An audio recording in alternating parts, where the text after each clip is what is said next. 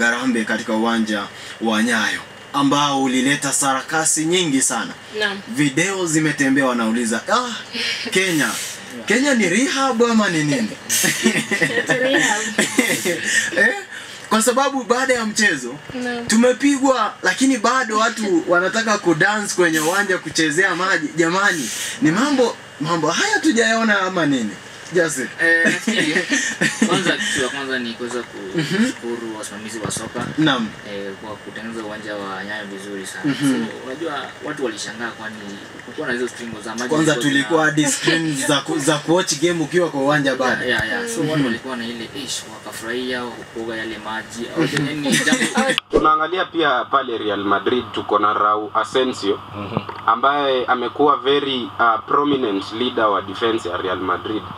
Na the guy is 24 years old, I guess.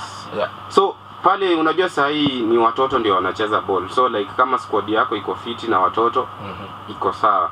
So me I think yule kijana akienda pale Real Madrid it will be a plus. So what happens ni mambo mzuri sana. Ukiangalia yule coach ambaye aliondoka, kuna vitu ambavyo hapo anafanya kwa njia nzuri. Na kuna player alikuwa na favor na kuna player wengine alikuwa na favor wa player ambao wako na sili wacheza kwenye squad. Ukiangalia coach amekuja na mleta mchezaji anaitwa Dan Burn. Dan Burn ambaye anafanya vyema kwenye timu ya Newcastle. Ameleta kijana anaitwa Lewis Kelly, ameonyesha kwamba anaweza patia young talents nafasi.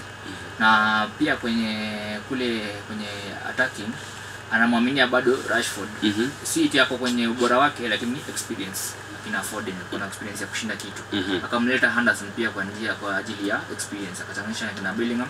So nafikiri huyo kocha amefanya kitu kizuri na ukiangalia matokeo yanasemea yenyewe. Ukiangalia walishinda 2-0.